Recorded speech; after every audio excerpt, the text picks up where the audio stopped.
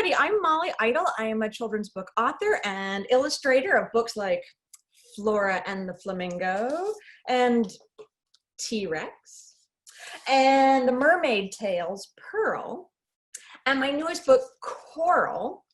And so I thought today we would draw a mermaid together.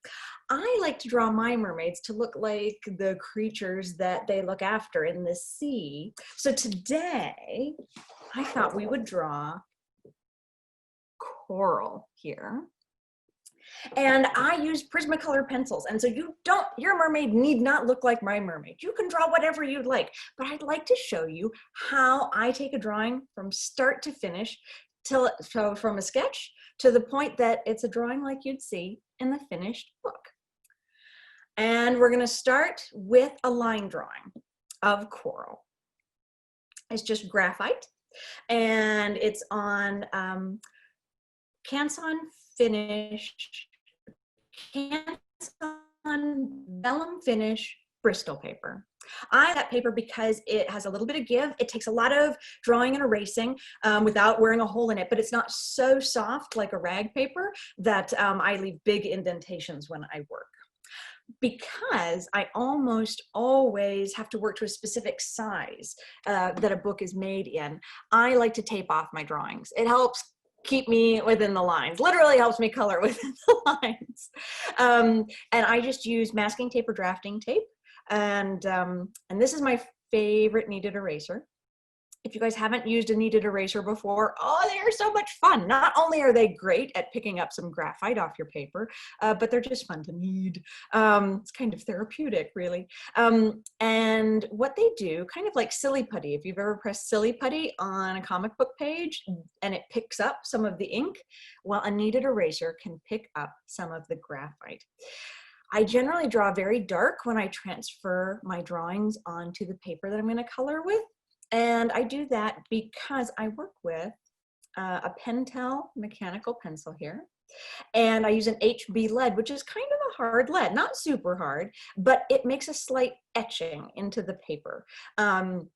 A slight indentation, just a little one. And I find that really handy as I work, but I don't want the graphite to stay there all the time because Prismacolor pencils, which are what I use to color in my pieces, are semi-translucent, like a wax-based pencil. And the graphite will show through a lot of those colors, and I don't want that. So I want to have the impression on the paper without all of the graphite. And it's just fun to use the kneaded eraser. Molly, that is a really great hint. I've been using colored pencils for years, and that's the first time somebody ever told me to do that. It is just helpful, I'll tell you what. And because I use the hard lead, like I said, the impression stays there. So you still have like a line to guide you. The paper sort of like bump stops. It's almost like a braille sense, you know, like with the depression. Then I still want an outline, so I will go in with a Prismacolor, either Color Ace, like this one, or a Verithin pencil. They are hard colored pencils. You wouldn't want to use them for a lot of subtle, big swaths of color blending work, but for line work, you can't beat these pencils.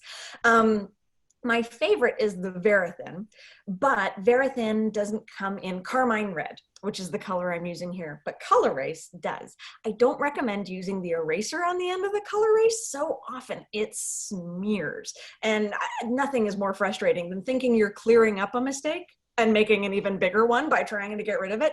So I usually keep a kneaded eraser in one hand and a pencil in the other. So I can just switch back and forth. If I find I want to pick up more of the graphite, or I've made a smudge, you can erase colored pencil. It's not awesome. It doesn't come away as easily as graphite, but it can be done.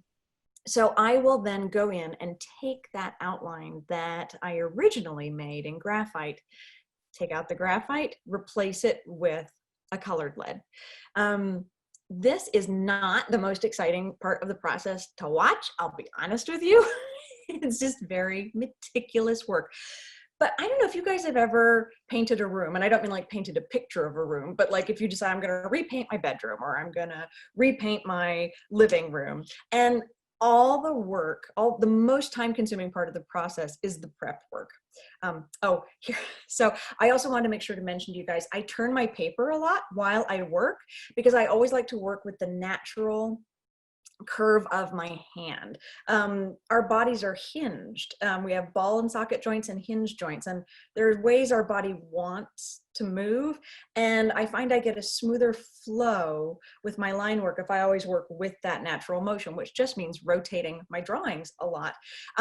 Another upside to that though, well, two really. One, it's much better for your body, sort of ergonomically speaking. I mean, I've been drawing every day, all day for a lot of years now, and knock wood, no carpal tunnel, no bone spurs, no issues like that, because I'm trying to work the way my body is meant to work. The other upside is, have you ever done a drawing and then if you reverse it and you see it in the mirror, you see all the mistakes, maybe things that aren't symmetrical? Well, by working upside down and sideways and viewing a drawing from all different angles, I so often get that different perspective that I need to help me troubleshoot things before I get too far into a piece.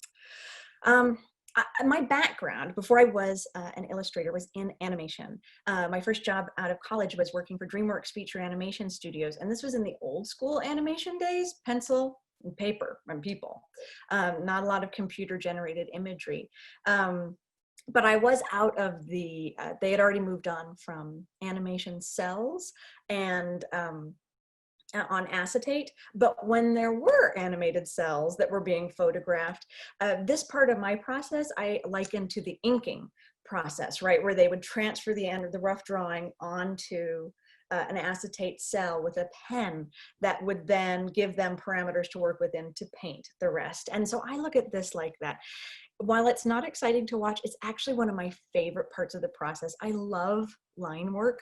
And so to just spend some time making some really lovely lines to help set up the rest of the piece is, it's kind of meditative. And also I just know I'm saving myself a lot of headaches later on. Prismacolors are so wonderful at blending, but if you do not give them an edge to work towards, you can create a lot of fuzzy edges where they aren't intended. Using the very thin pencils to create a nice outline really helps sort that out. I tend to work also with a manual pencil sharpener. I have an electric pencil sharpener, but if you guys have worked with colored pencils before, you know an electric pencil sharpener can eat through a pencil like, it's gone.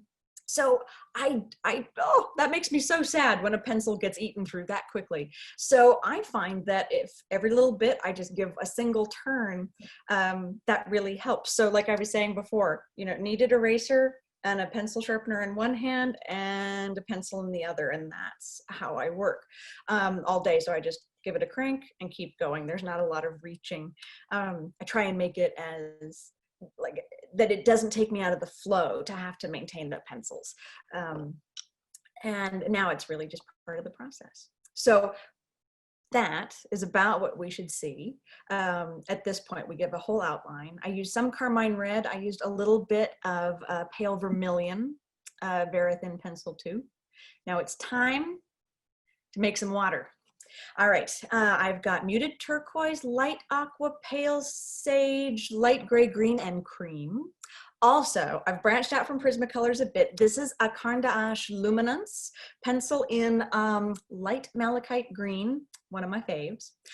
I work from dark to light when I build up my layers of colored pencil, kind of like making an underpainting for a painting, much the same way. And like a painter, I tend to work back to front. So even though obviously our mermaid would be entirely immersed in water, we want to set her in front of it, right? And we want her to seem that she is being seen more importantly than the water. So let's do the water first. We'll make the water the background. I am coloring with muted turquoise here.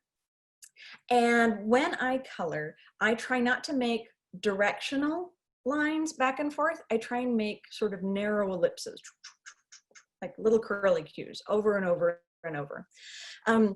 We mentioned before about how Prismacolor pencils are semi-translucent.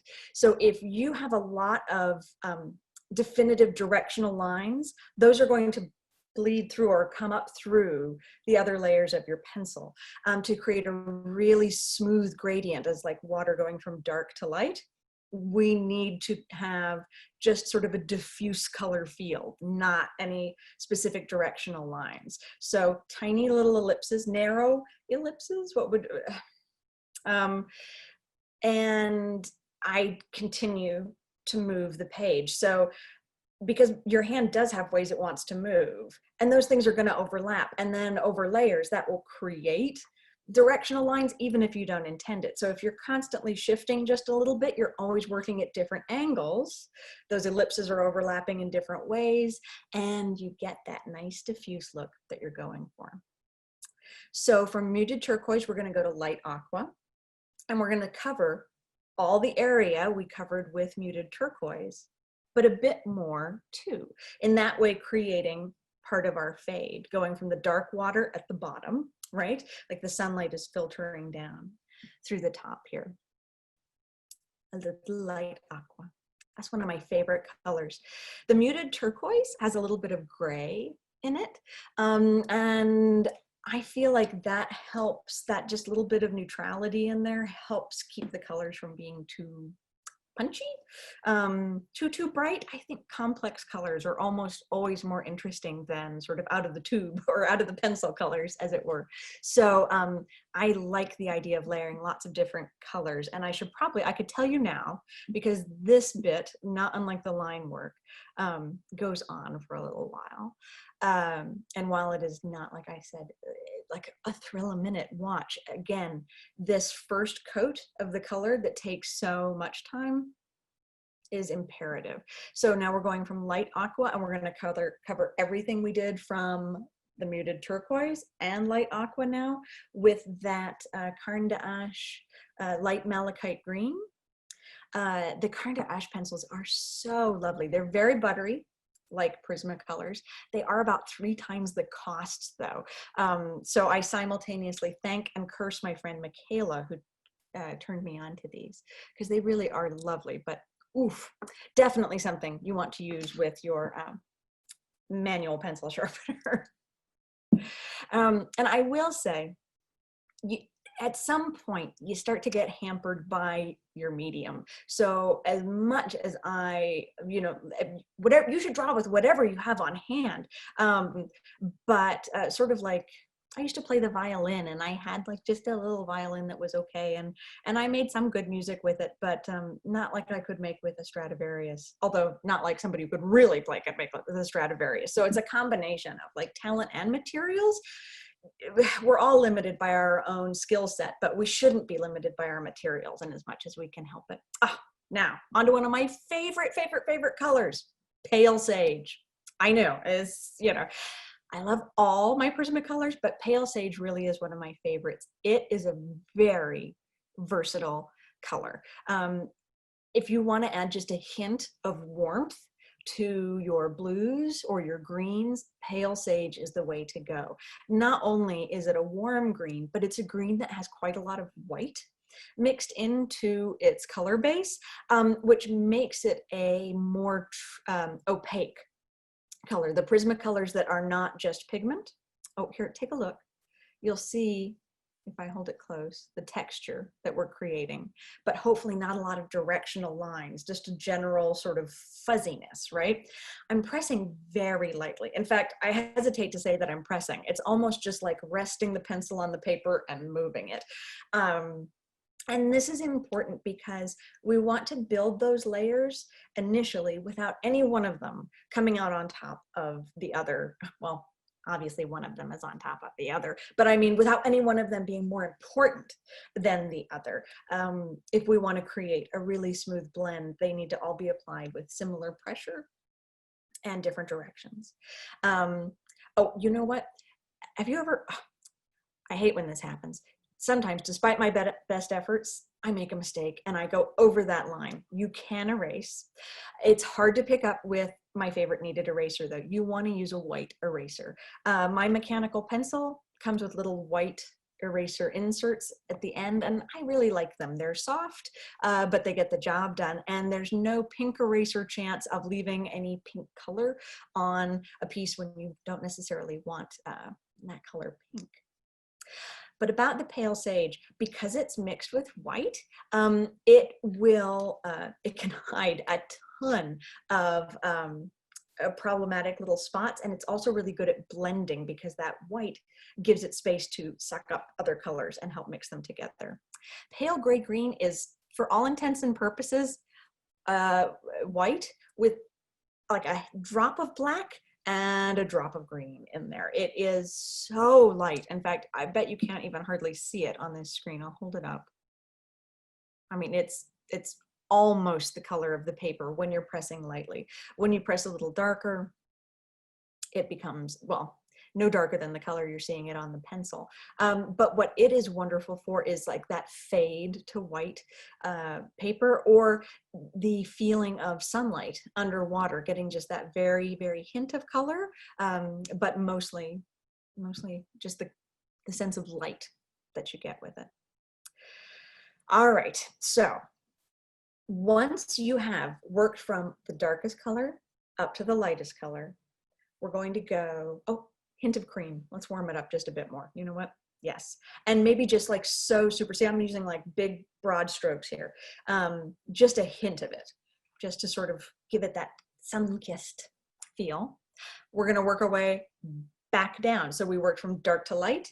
Now we're going to go from light to dark. We're going to go from the pale gray green, sage green, light, that would be the malachite green, and then to light aqua.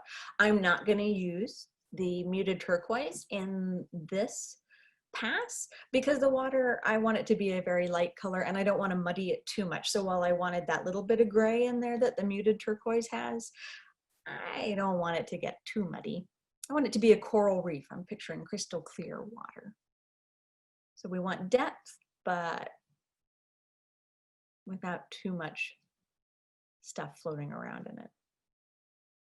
You can tell how much I love the pale, or the sage green.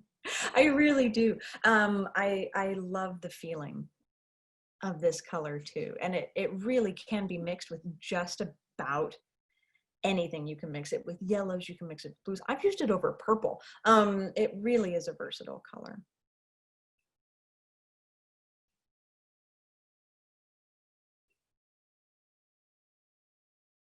So now you guys can start to see we've created a gradient by using all of these colors. It's faint, but it is there. This is about what it should be looking like now. Now, up to this point, we've been, like I said, pressing very lightly, almost just resting on the paper.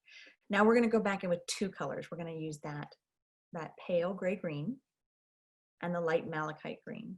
So up until now, we've been pressing very lightly, just resting the pencil on the paper. Now we're going to apply some more pressure. We're going to press, say with like a medium intensity. You can really get some super dark colors and saturated colors. We don't want to go there yet. We're still building up layers. Let's go the middle way. All right, we're going to start with that malachite green at the bottom again. Work our way dark to light because we work dark to light, light to dark, now back up again, dark to light. The process really is, it's kind of like the ocean, right? This back and forth, this creating of layers. And when we start to press a little harder, obviously we're starting to get more pigment on our paper. But the other thing that we're doing by increasing the pressure is also increasing the friction that we're adding to the paper. Friction creates heat, and Prismacolors are wax-based. Well, what happens when you add heat to wax? It becomes pliable, right? There are some artists who use Prismacolor pencils with a heat lamp and liquefy the pigment. I find that just a little elbow grease works for me. It gives me the mixing capabilities without the loss of control that happens when your medium suddenly turns from solid to liquid. Let's see. I also try to work up to the border rather than away from, because no matter how careful you are, if you work from the border out, like from the mermaid out, the odds of overlapping your outline increase. It just happens no matter how careful you are. And the more times you go over that outline, it's going to become blurred and it won't be as sharp. I really like a sharp outline. Although, if you like a soft outline, know that that's a good way to get one, is to work from the outline out, because you will invariably overlap. So I try and work up to.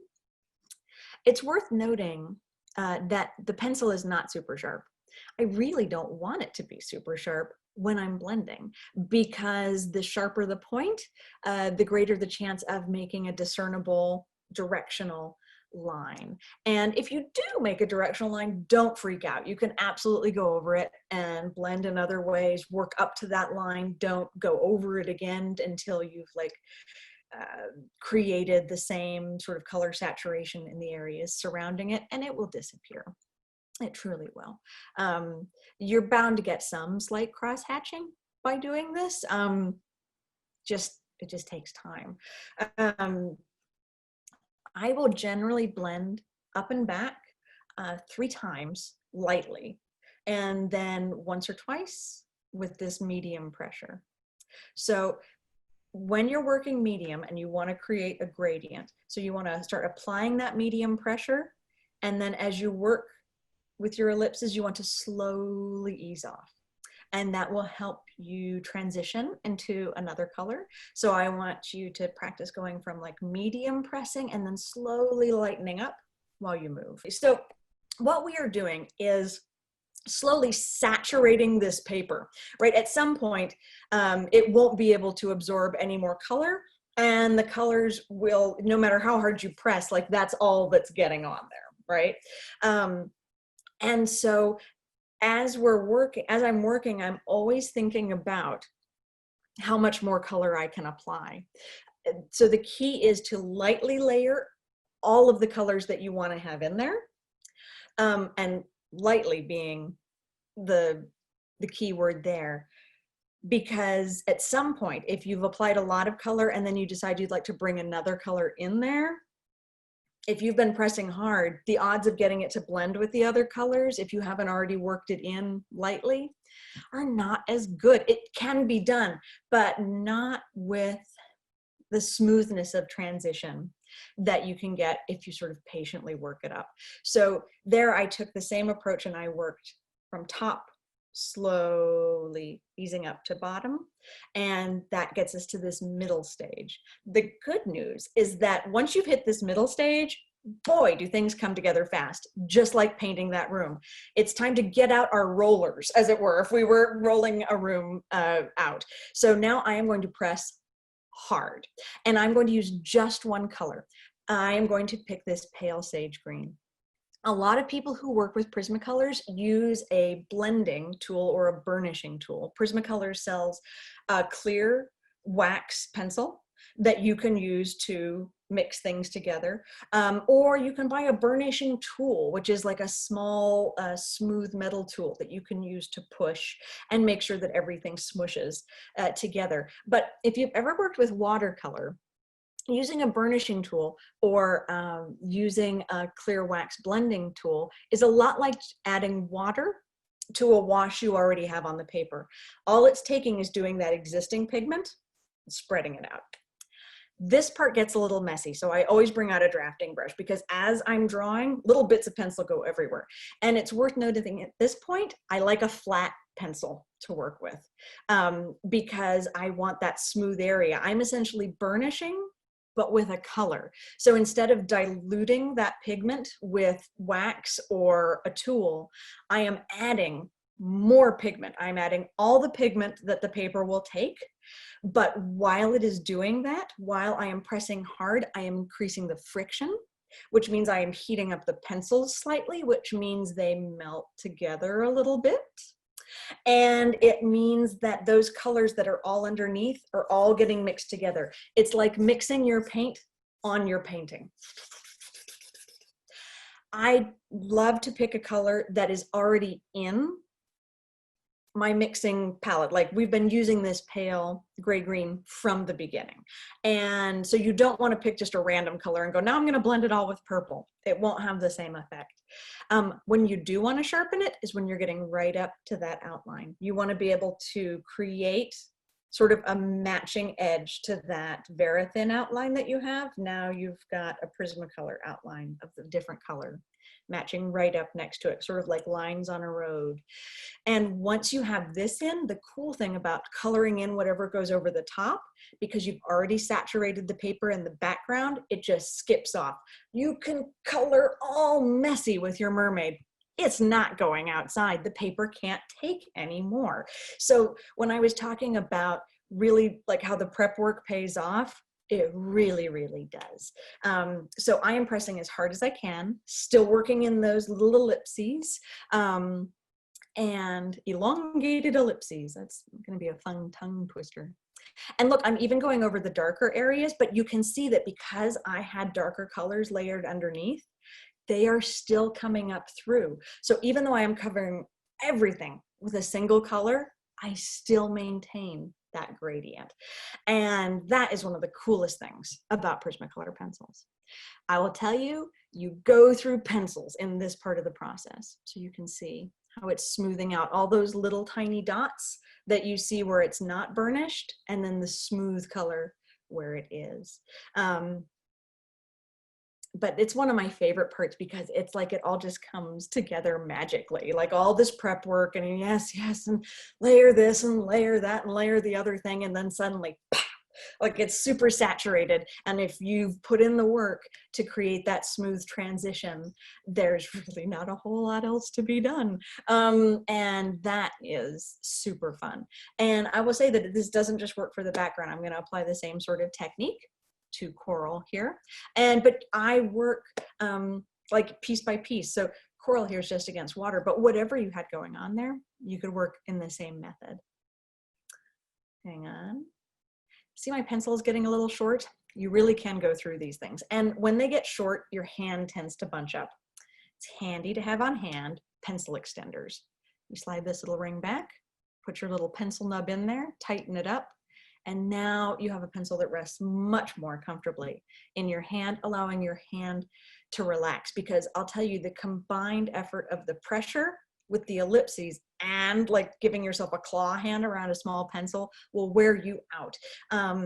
And this is a nice little piece, but I generally work quite large if I'm doing, well, not quite large, it's not like I'm working life size, but if you think it's a lot of work to cover something 5 by 7 like this, you know, once you get to like 19 by 24, you go through a lot of pencils. They know me at the art store. I'm like Norm to Cheers. Molly, you're here for more pencils. Yes, yes, I am.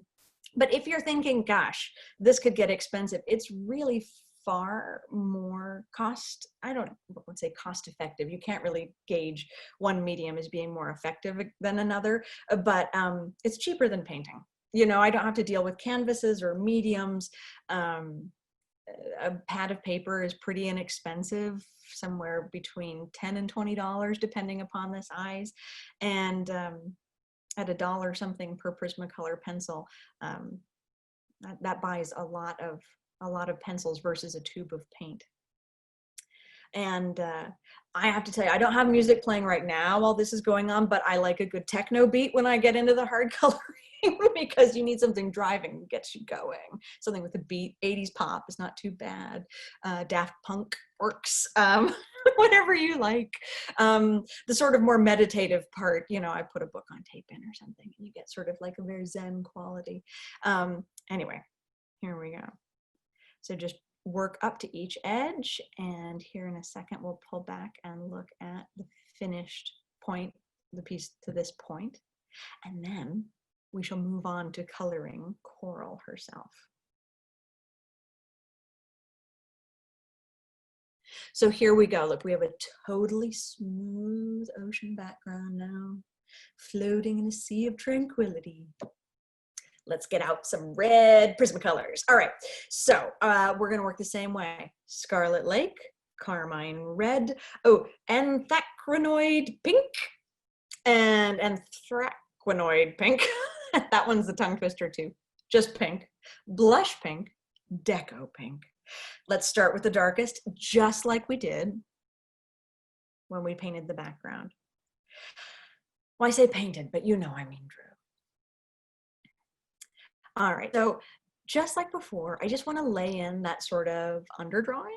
So I'm just going to pick those darkest areas. And I'm hardly going to come back to this color of Scarlet Lake. It's really just to make a couple of things pop, but having the depth of it, even though it's not going to be the color that we end up working really hard with on top, is really important. If you only go from like mid-range to light range, you lack that depth in your piece.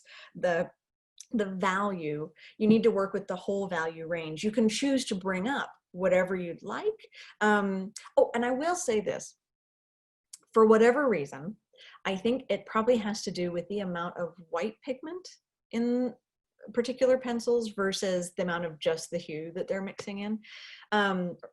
I find that you can only go back, like say we wanted, ultimately we decided we wanted to do that hard layering or bring up this this scarlet red that we're coloring with now. If we hadn't layered it in there, it will only sort of lay on top of those colors and it won't show its full depth. It will just be slightly brighter than you want it to be.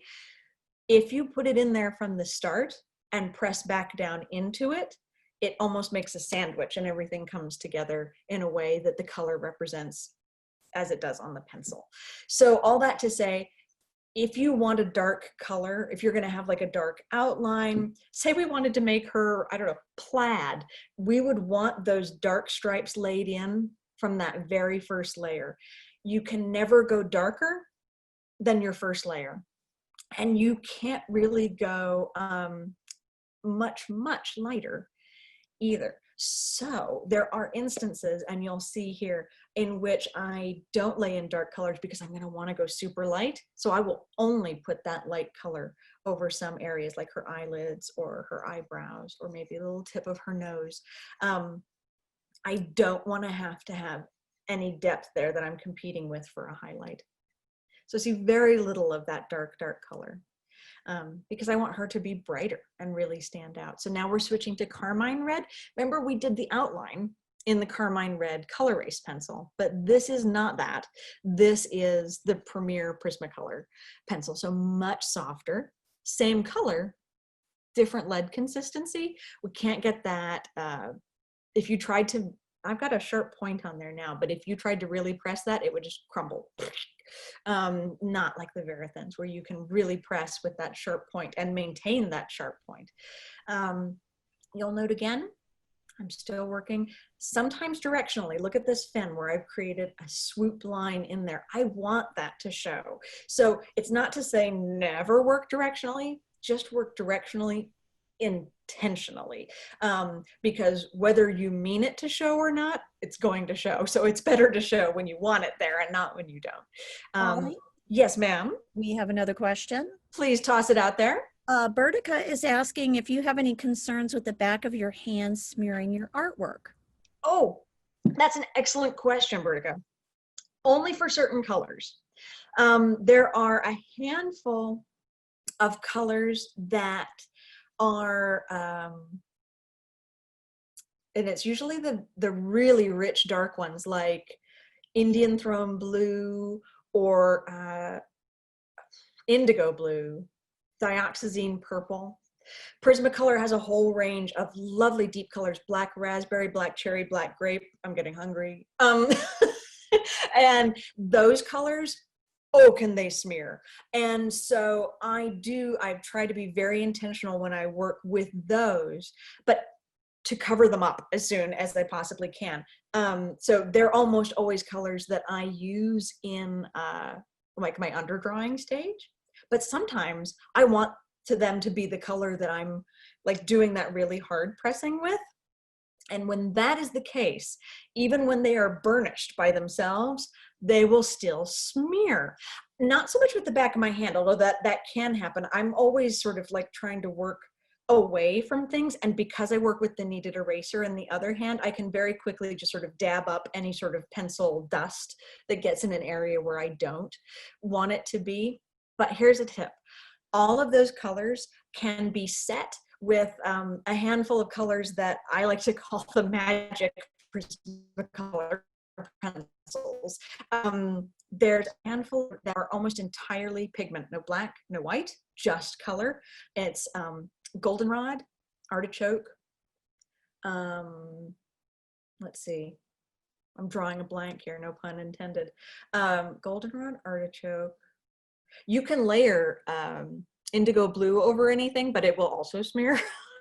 But there are some colors like goldenrod. Yellow ochre is another one.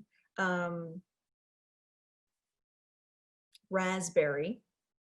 Any of those colors are almost just pure color, no black or white. So they give you what is essentially a wash of that color. Once you have super saturated the paper like this, you can go over, and while you're not going to be adding a ton of color, it's not going to suddenly become yellow ochre all over. What you will get is that it will have sealed that color. So when I work, there's almost always a single color that I try and layer into everything, and it's going to be one of those magic colors, because it means if I need to cover something up or seal something off so that it won't continue to smear, like dioxazine purple, I take a little bit of goldenrod, which is sort of a complementary color to that, and it sort of seals it while making it a slightly more interesting color. I could have done the same with indigo blue over the purple and created a cooler effect to that. Or the raspberry and created a warmer reddish effect to that. With this piece, that color that is in everything is that innocuous little pale gray green that's almost white color. It's another really good sealant color. Pale sage is another one of those, even though it has more white in it, so you'll get like a little bit of a chalky effect. It can also go over just about everything. So I've been working up that color palette. We're now in pink, and just leaving the areas light that I want to be lightest. And again, just like before, it's not super exciting to watch as part of the process, but I'm hoping now that you guys have seen what we can do when we're patient with our blending, you see it pays off. Blush pink is another great color. You can layer into almost everything. That's what I've got in my hand right now. It works for everything from creating blushy situations. It can be a great skin tone here for a pink mermaid. All that to say, once the piece is burnished, you can run your hand across it. I mean, here's the finished piece, and you can make a real mess of it and nothing happens, because once you stop applying the friction, everything cools and the wax becomes solid. So you can't really undo. One thing I will say about Prismacolors is that when the piece is finished, it will bloom. That's what they call this wax base that comes up from the piece, and you need to brush it off periodically. All right, before we only worked up and down one range of colors. I want us to work up one and down another, alternating. So we worked with cool pinks and reds, and now we're going to go warmer. I've got poppy red is the darkest, then pale vermilion, then salmon pink, and deco peach. All right, so we worked from dark to light with the cool pinks, and now we're going to work from light to dark with the warm sort of orangey colors. As I was mentioning before, I think the more complex your color, the more interesting it is. I mean, we could just go right in, but I think creating our own colors it gives you a chance to play with color theory, and you're going to end up with something that nobody else can have done. They can't have just picked up this pencil and made it that color. You have to play, and I think there's something like 150 different Prismacolor pencil colors. That's a lot of colors. And so have fun. I mean, I've got mine all on my desk color coded from in these families, so that I can grab like, oh, here are my warm orangey pinks. Here are my cool pinks, and I can put them together, and I put them from dark to light, so that I know the range already that I'm going to have to work in. And then I get them out and play, and I'm always looking for new color combinations. And I'm always pleasantly surprised when I find something that works that I hadn't tried before. Because you guys can imagine, I mean, I haven't done the math, but 150 different colors.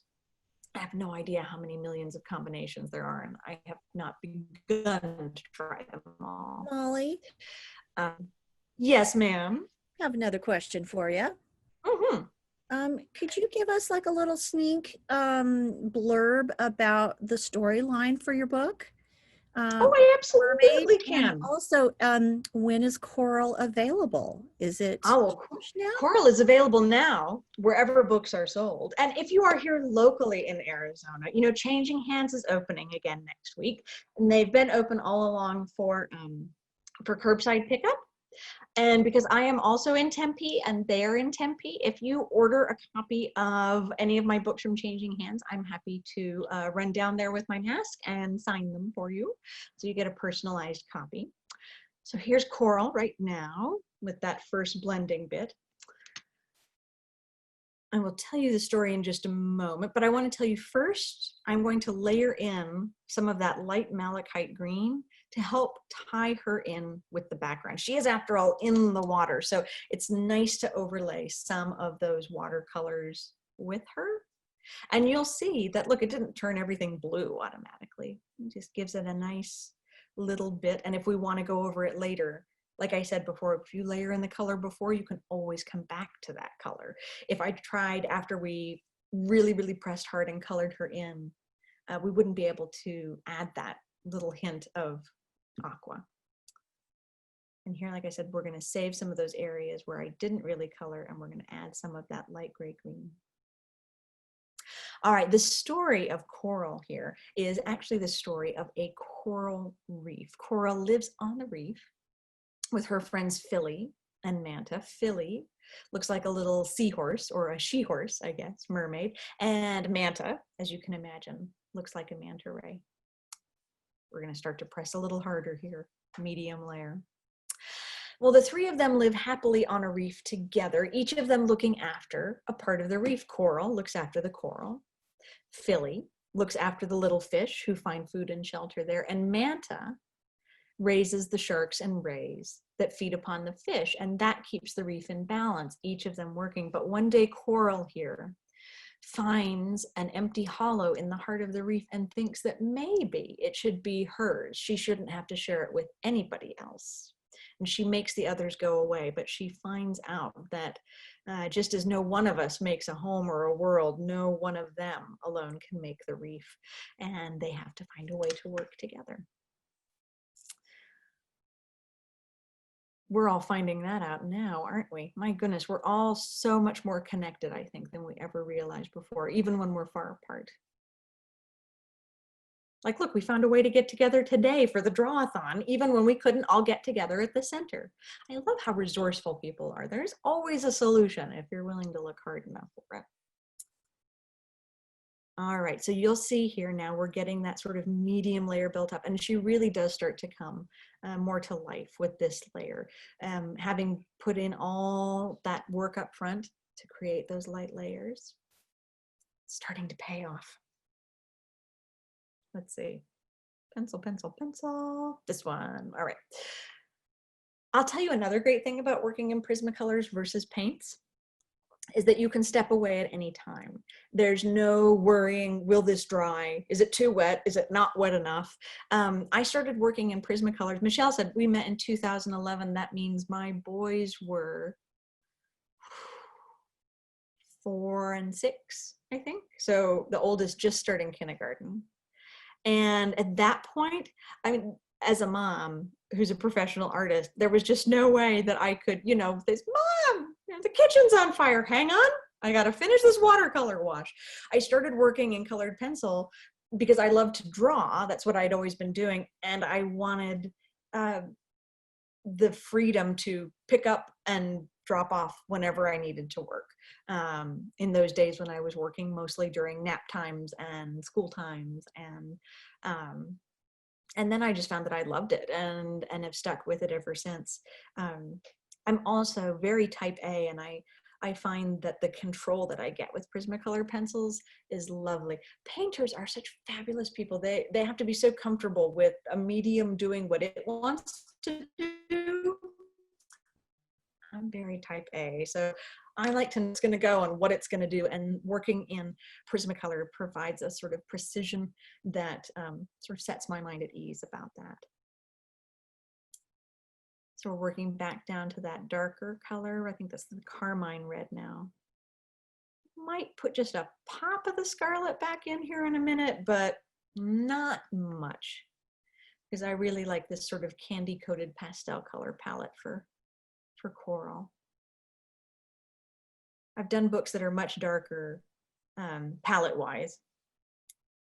Some about zombies, you know. All right, so here we are with coral at the medium stage. And as you guys know, this is where it all starts to come together. Let's sharpen our pencils and press really hard. Now, unlike the water, I am going to use more than one color in my burnishing here. I'm going to use a dark color where I want it to be darkest, and then where I need it to be light, I'm going to burnish with a lighter color. So just like when we were going in the water, blending that medium stage where I was pressing hard and then slowly easing up from this end, and pressing hard and slowly easing up from that end, we're going to work from both ends again, darker into lighter and lighter into darker, and hopefully create a really smooth but rich transition here. So I've got the carmine red that I'm going from the tips of her tail, not the fin, but the tail, her body, I guess. And I'm going to work the same way down from her head, working in with the colors. Carmine red was not always one of my favorite colors, but in making the book Coral, I really began to appreciate it. It has so much of the richness of a red, but without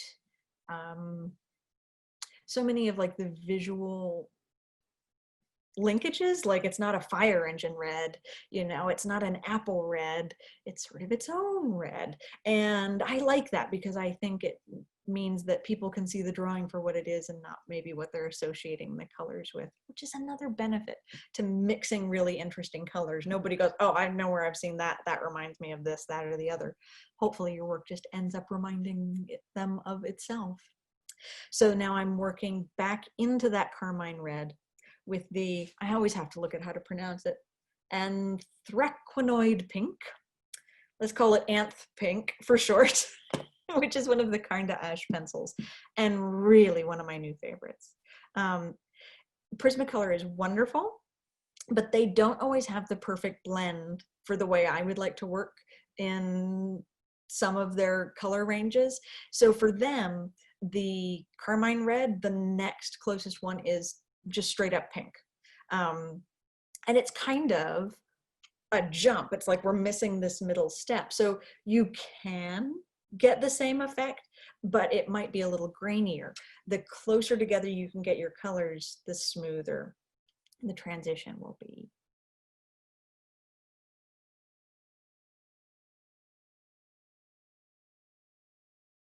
As we're wrapping up here, because you guys know the process now. You don't need me to say the word ellipse anymore or discuss the blending pressure, just sort of seeing it play out, which is actually so much fun. I really enjoy my work, and I think everybody should enjoy the process of the art that they make, because the process is what it's all about. It's nice to get to the end result, but you spend more time making it than you do looking at it.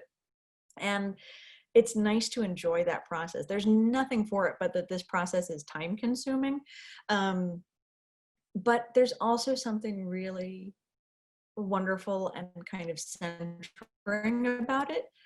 It requires that you pay attention, but not in a way that is completely like taking over your whole brain. So you're sort of able to watch what you're doing while you're doing it and think about other things. Maybe you're thinking about how the piece ties into other pieces, or maybe next time you try a different color combination. Or so often I'm trying to think what the character is thinking when I'm drawing them. And sort of connect with them. Often I'm making the same face, which is great when they're happy, but when they're frowning, I spend all day frowning too. But I do love this process, and I know there are folks who love to work digitally and who love to work in paint, and I think whatever way you like to work is the way that you should work. And for me, that means drawing. Hey, Molly, Mm-hmm. how do we follow you? What's your website address? What's your Instagram? Oh, my Instagram is just at Molly Idle. And I'm taking a Twitter hiatus and I'm not on Facebook anymore. But you can find me. My website is about to get updated. So if you visit it today, it won't be what it's going to look like in a couple weeks, but I'm just idleillustration.com. And you can also just go to mollyidle.com and you'll get forwarded to the same address. And all of my books are available online and at your local indie, changing hands for one, but they're also available online. If you're watching this and you're not in the Arizona area, you can just go to indiebookshop.org or just Google. You should find out who your local indie is. They're so awesome and so in need, especially now as so many folks have been staying home like they oughta, but definitely takes a bite out of a bookstore's budget.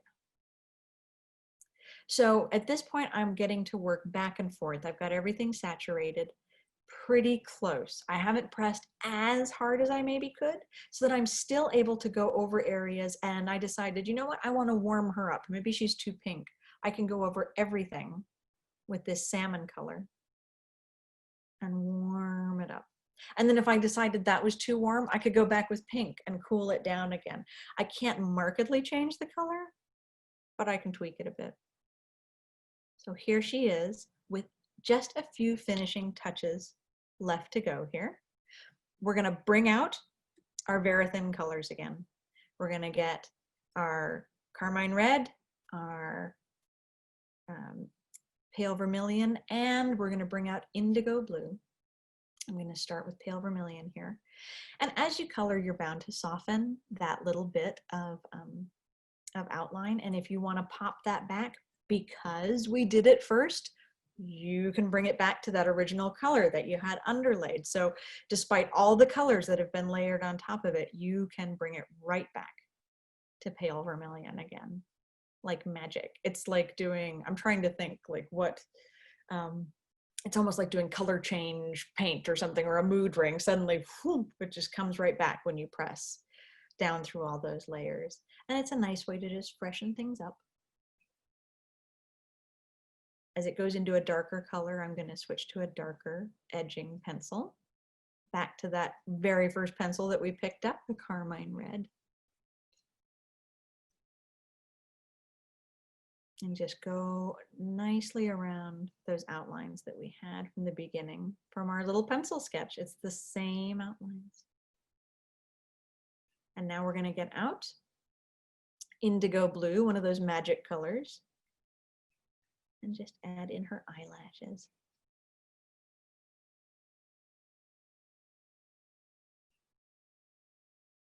When you draw a character, the eyes are almost always the first place that people look, and it's where they look the longest because it's where we look to make connections with people.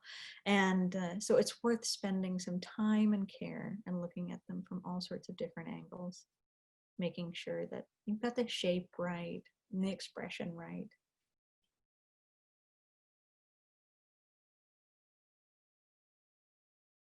And then you can even go back in and add some highlights, like on her eyelids here, and the tip of her nose. And if you want, you can go back, if there are any smudges that have happened, you can go back along the outside again. Let's just take a look at the finished piece.